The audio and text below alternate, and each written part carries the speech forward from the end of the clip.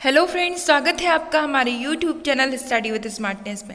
हम पढ़ रहे हैं गणितीय पेडागोजी में सबसे ज़्यादा इम्पोर्टेंट क्वेश्चन जो आपकी शिक्षक भर्ती के लिए बहुत ज़्यादा इम्पोर्टेंट है। तो मैं लेकर आई हूँ महत्वपूर्ण प्रश्न। डे बाय डे हम क्वेश्चन सीरीज लगा रहे हैं, एनालिसिस कर रहे हैं, और आप अपनी तैयारी को ऐसे ही स्ट्रॉन्ग करने के लिए हमारे चैनल से जुड़े रहें। ये क्वेश्चंस आपको कैसे लगते हैं आप कमेंट बॉक्स के माध्यम से हमें बता सकते हैं।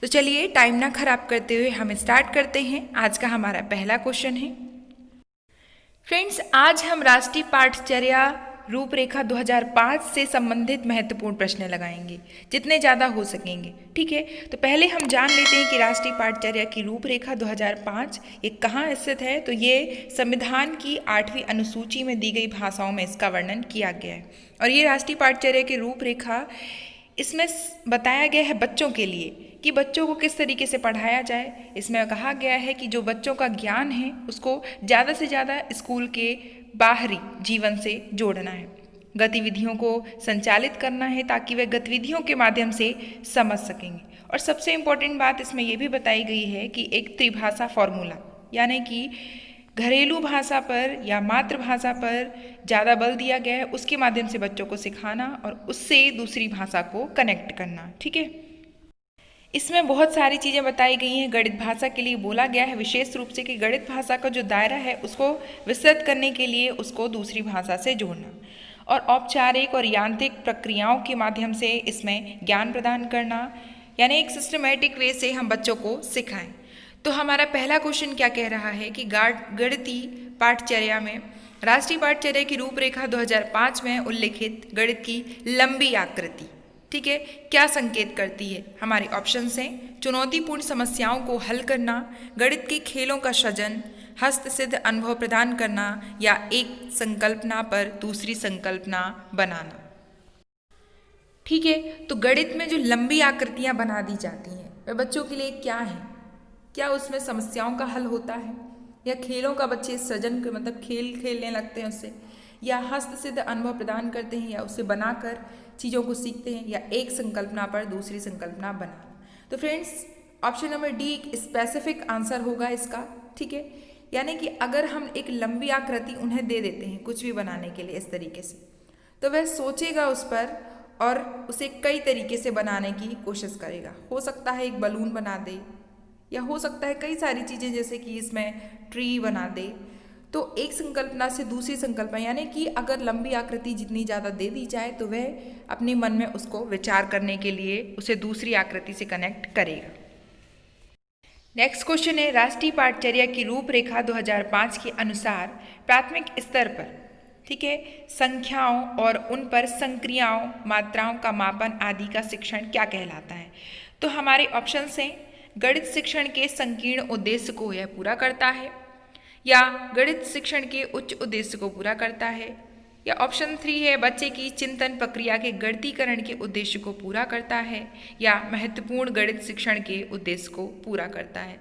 तो लगभग ये ऑप्शंस एक जैसे लग रहे हैं, लेकिन यहाँ पर क्या बताया गया है कि प्राइमरी लेवल पर हम देखें तो संक्रियाएं या मात्राओं का जो मापन है वह गणित के उच्च उद्देश्य को पूरा करता है, क्योंकि वह एक प्राइमरी स्टेज होती है, बहुत छोटी लेवल होती है, और वहाँ पर बच्चों को ये सब सिखाया जाना, तो ये एक हाई लेवल का एक उद्देश्य हो जाता है। ठीक है, तो ऑप्शन नंबर 20 का राइट आंसर होगा।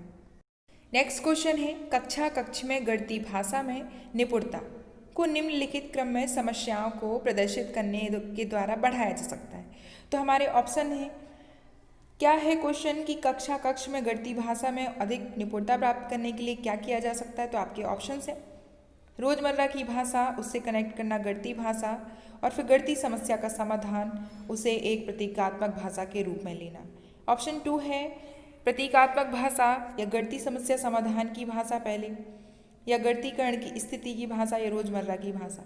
तो ये जो शब्द दिए गए हैं ये क्रम से आएंगे गणितीय भाषा में निपुणता प्राप्त करने के लिए। तो कौन सा ऑप्शन सही होगा आप देख सकते हैं। रोजमर्रा की भाषा तीसरा ऑप्शन है, गणितीय समस्या समाधान की भाषा, या गणितीकरण स्थिति भाषा, या प्रतीकात्मक भाषा। क्या पहले लिया जाना चाहिए फ्रेंड्स। ऑप्शन 4 है कि गणितीय समस्या समाधान की भाषा, गणितीकरण की स्थिति की भाषा, प्रतीकात्मक भाषा, या रोजमर्रा की भाषा। तो हम देखेंगे अगर गणितीय भाषा में हमें निपुणता प्राप्त करना है, ठीक है, तो यहाँ पर पहले हमने कहा है कि मातृभाषा में शिक्षा प्रदान की जाए, तो ऑप्शन ए सही लग रहा है कि रोज़मर्रा की भाषा, फिर गणितीय स्थिति की भाषा, जिस भाषा में पढ़ाना है, फिर उसका समस्या समाधान देखेंगे और एक प्रतीकात्मक भाषा के रूप में हम उसका उपयोग करेंगे। प्रतीकात्मक भाषा का मतलब है यहाँ पर कि प्रतीकों की सहायता से उसे सिखाया जाना, वहाँ पर उसके प्रतीकों के माध्यम से भाव, वस्तुओं या विषयों का बोध कराया जाना, ठीक है। तो ऑप्शन नंबर ए इसका सही आंसर होगा और आप क्वेश्चन भी एक बार देख सकते हैं, ठीक है। नेक्स्ट क्वेश्चन है गणित की पाठ्य पुस्तक में विभिन्न प्रकरणों में खंड अभ्यास समय को समावेशित करने का उद्देश्य। यानी अगर बुक में सेक्शन वाइज बांट दिया जाए और प्रैक्टिस कराई जाए बच्चों को तो क्या सफलता मिलती है। हमारे ऑप्शन है विद्यार्थियों को आनंद व मस्ती प्रदान होता है, दैनिक जीवनचर्या में बदलाव करना, या समय का बेहतर सदुपयोग निश्चित करना, या विस्तृत अधिगम अवसर प्रदान करना। तो फ्रेंड्स इसका एक सही आंसर होगा विस्तृत अधिगम अवसर प्रदान करना। कैसे?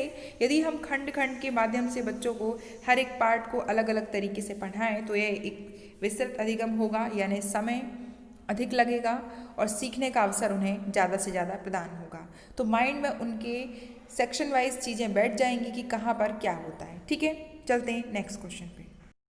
नेक्स्ट क्वेश्चन है वैदिक गणित आजकल विशेष रूप से प्राथमिक विद्यालय के बच्चों में बहुत लोकप्रिय हो रहा है और इसका प्रयोग क्या करता है, किसके विकास के संवर्धन में है। तो हमारे ऑप्शंस हैं विद्यार्थियों के गणित में परिकलन समस्या की प्रक्रिया की समझ, ऑप्शन 2 विद्यार्थियों के गणित में समस्या समाधान कौशल, या विद्यार्थियों की गणित में एकाग्रता, या ऑप्शन डी है गणित में गणना के कौशल तथा गति प्रदान करना। तो फ्रेंड्स गणित वैदिक गणित का उपयोग जो है अंक गणित की गणना करने में किया जाता है और ये सबसे कम समय में जल्दी सॉल्यूशन निकालने के लिए, ठीक है। तो वैकल्पिक एवं संक्षिप्त विधि इसे कहा जाता है।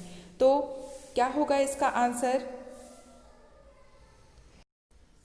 तो सही आंसर इसका ऑप्शन नंबर डी कि गणित में गणना कौशल में गति प्रदान करना और अपने कौशल को विकसित करना। नेक्स्ट क्वेश्चन है स्क्रीन पर कि राष्ट्रीय पाठ्यचर्या की रूपरेखा 2005 के अनुसार विद्यालय में गणित शिक्षण का संकीर्ण उद्देश्य क्या है। यहाँ पर कौन सा उद्देश्य बताना है? संकीर्ण। तो हमारे ऑप्शंस हैं रैखिक बीजगणित से संबंधित दैनिक जीवन की समस्याओं की शिक्षा, या संख्यात्मक कौशलों का विकास, या ऑप्शन सी है बीजगणित पढ़ाना, या परिकलन व माप प्रदान फ्रेंड्स यहाँ पर प्रदान करना है, ठीक है। तो आप देख सकते हैं क्वेश्चन के अकॉर्डिंग हमारा सही आंसर क्या होगा? संख्यात्मक कौशलों का विकास करना, यानी ज़्यादा से ज़्यादा संक्रियाएं और संख्या का प्रयोग करना, अपने स्किल को डेवलप करना, ये गणित शिक्षण का संकीर्ण उद्देश्य है, यानी ये एक छोटा उद्देश्य है। नेक्स्ट क्वेश्चन है एक बच्चा जिस अवस्था में सभी संख्या संबंधी संक्रियाओं को करने में सक्षम है, ठीक है, तथा भिन्नों की संप्रति की व्याख्या करने में सक्षम है, तो वह कौन सी अवस्था है यह बताना है। तो हमारे ऑप्शंस हैं विभाजनात्मक अवस्था, संक्रियात्मक अवस्था, आरंभिक अवस्था, या परिमाणात्मक अवस्था। तो ज़्यादा से ज़्यादा अगर वह संक्रियाओं का यूज़ कर रहा है या भिन्न को पहचान रहा है, भिन्न के माध्यम से वह सीख रहा है, ठीक है, तो वह कौन सी अवस्था होगा? तो वह संक्रियात्मक अवस्था ही होगी, जहाँ पर वह संक्रिया और भिन्नों का अलग अलग उपयोग कर उसे समझने की कोशिश कर रहा है। नेक्स्ट क्वेश्चन है राष्ट्रीय पाठ्यचर्या की रूपरेखा 2005 ये सिफारिश करता है कि प्राथमिक स्तर पर गणित की शिक्षा का केंद्र होना चाहिए। तो राष्ट्रीय पाठ्यचर्या की रूपरेखा 2005 में गणित शिक्षा के केंद्र के लिए ऑप्शंस हैं, आप देखें उच्च गणित के लिए तैयारी, उच्चतर, या गणित के अमूर्त विचार को जानना, या है कक्ष में पढ़ाई गई गतिविधियां या जो भी पढ़ाया गया है तो विद्यार्थियों को उसे दैनिक जीवन से जोड़ना, या ऑप्शन 4 है कि विद्यार्थियों को गणित की शिक्षा में अंतर्राष्ट्रीय मापदंड अर्जित करने में सहायता करना। तो अंतर्राष्ट्रीय मापदंड अर्जित करने में सहायता करना, ये एकदम से हम बच्चों को बड़ी चीज़ें नहीं सिखा सकते हैं, तो ये तो बिल्कुल नहीं हो सकता है, और ये एक प्राइमरी स्टेज की बात कर रहा है, ये ऑप्शन तो कट ही गया। अब आता है उच्चतर गणित के लिए तैयारी, तो यह भी नहीं है, हमारा इंटेंशन ही नहीं होता कि सबसे पहले हम उन्हें हाई लेवल सिखाएं, ये तो बिल्कुल भी गलत। अमूर्त विचार जानना, तो अमूर्त विचार कब जानेंगे? जब हम उसे सिखाएंगे, ठीक है, लेकिन शिक्षा का केंद्र अमूर्त विचार कैसे जानेंगे? जब बच्चा उसे सीख लेगा। तो सभी के लिए अलाउड नहीं करता है। ऑप्शन सी है कक्ष में पढ़ाई गई गतिविधि जो भी पढ़ाया गया है विद्यार्थियों को उसे दैनिक जीवन से जोड़ना, और ये पाठचर्या बोलती ही है कि ज्ञान को स्कूल के बाहरी जीवन स्तर से जोड़ना। ठीक है, तो गणित शिक्षा का केंद्र है option number C right answer है। नेक्स्ट क्वेश्चन है 2 अंक की संख्या को दूसरी 1 अंक की संख्या या 2 अंक की संख्या से गुणा करने की प्रक्रिया को समझने के लिए कौन सी पूर्व जानकारी होनी आवश्यक है। ठीक है, अब 2 अंक की संख्या मान लो हमने ले लिया 11, उसे दूसरी 1 अंक की संख्या यानी ले लिया हम 2, या नेक्स्ट बोल रहा है कि 11 को फिर से 2 अंक की संख्या से ही गुणा करना है। तो ऐसी प्रक्रिया को समझने के लिए क्या पहले से ज्ञान होना आवश्यक है। हमारे ऑप्शंस हैं योग का क्रम विनिमय गुण, गुणन का क्रम विनिमय गुण, या गुणन योग पर वितरण के रूप में इसे करना, या गुणन विभाजन के प्रतिलोम के रूप में उत्तम है। तो फ्रेंड्स इसका सही आंसर होगा गुणन के लिए, लेकिन गुणन का जो गुणन और योग पर वितरण नियम हो सकता है हम उसे दूसरी विधि से सिखाएं। जैसे हमें 2 विधियां योग और गुणन की बात करें तो 11 बनाना है तो हम यहाँ पर सिखाएंगे कि पहले हम 10 में 1 जोड़ेंगे। 10 एक 2 अंक की संख्या है और उसमें 1 जोड़ेंगे तब बनेगा 11, और उसमें फिर से 1 अंक का गुणा करना है जैसे कि 2।